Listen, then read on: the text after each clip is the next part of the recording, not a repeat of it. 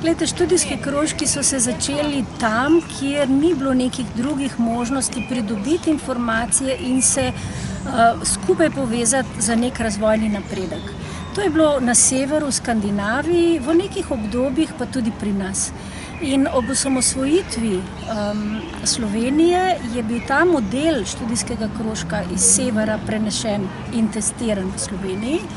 Odlično se je obnesel, najprej zaradi demokratizacije, potrebne v tistem obdobju, kasneje pa je tak način učenja in pa sodelovanja za lokalni razvoj dobival nove in nove vloge.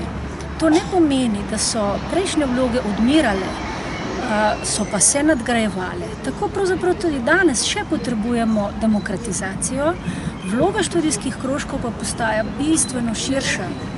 Delno so to pobude za lokalni razvoj, ker učinki in rezultati krožkov ostajajo v lokalnem okolju, ne gre samo za pobude, ampak torej tudi kar konkreten lokalni razvoj. Hkrati gre za motiviranje ljudi za učenje.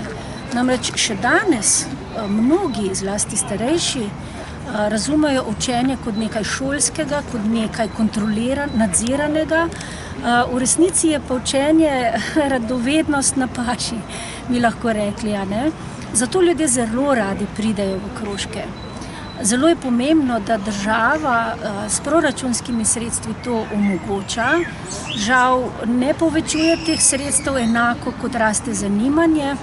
Hkrati pa se iz okvira šolskega ministrstva, kakorkoli je že poimenovano, zanimanje širi v nova področja. Recimo, na Ministrstvu za okolje in prostor so v letu 2018 prepoznali vlogo in moč in pomen študijskih krožkov za povezavo z okoljem. Tudi sami smo bili presenečeni, kako veliko krožkov izhaja iz te prvobitne navezanosti na okolje, poznavanje lokalnega okolja, ki se v mestih izgublja.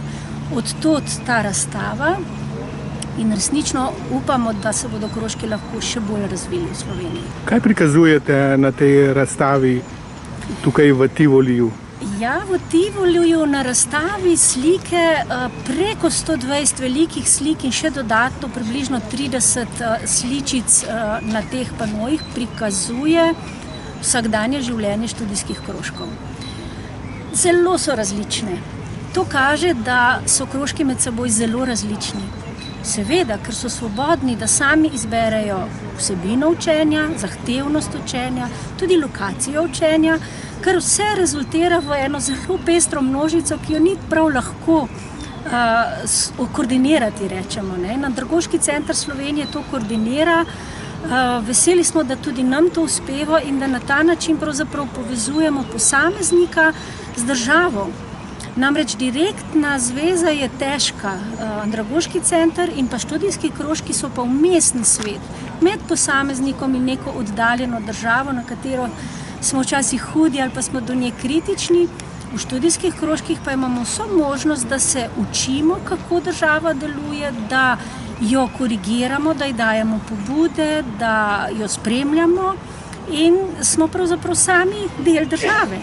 Zato je ta vmesni svet zelo pomemben, učenje pa pravzaprav vseživljenjski proces, ki smo mu vsi izpostavljeni. No, dobro je, če še poveva, da so te krožki nekako razpredeni po celi Sloveniji, ne? Ja, danes so prišli na razstavo tako iz Pirana, ki jih pozdravljam sedaj, ko gredo mimo nas, kot iz Murske Sobote, iz Lendave, v resnici, iz Koroške pa do Notranjske. Krožki zares potekajo po vsej Sloveniji in prav današnja razstava izpostavlja pomen majhnih krajev. Veste, Slovenija ima prek 6000 krajev.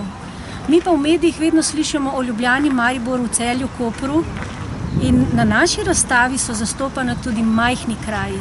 Dvori pri Movražu, recimo, Hudi Kot z Koroške in manj znani majhni kraji. So pa raznovrstni te študijski krožki? Ja, izjemno raznovrstni. Torej, svoboda izbire seveda pokaže, kaj ljudi zares zanima. Zanimajo jih pa najrazličnejše stvari. To so lahko ročna dela, to je lahko fotografija, to je lahko spoznavanje domačih imen v svojem kraju, spoznavanje domačih dialektov, ki so bili pred še nekaj desetletji pravzaprav še prepovedani. In ker smo ravno ob glasbeni sliki in omogoča tudi, da ljudje pojejo, da ne poslušajo samo radija, televizije, osamljeni z obdani s tehniko, ampak se družijo in pojejo. Na sliki za nami je recimo tudi inštrument citre, na manjši sliki, nežen inštrument, alpski inštrument, pravzaprav precej prezrt v našem svetu, pa tako zelo naš, če gremo pogledat v preteklost. Še en poudarek bi pri tem rekla. Na nekaterih slikah je prikazana vrhunska tehnologija, na videz ne povezana s študijskimi krožki. V resnici pa potrjuje, da naša dediščina izhaja iz velikanske revščine. In ker je bilo ljudi sram revščine, so tudi dediščino pogosto opustili. Ta vrhunska, novejša tehnologija, domača, recimo pipistrel ali pa metron, pa kažejo, da naša dediščina skromnosti je še kako aktualna za prihodnost. Torej z našo razstavo in pa študijskimi krožki povezujemo preteklost s prihodnostjo in to po vsem slovenskem prostoru.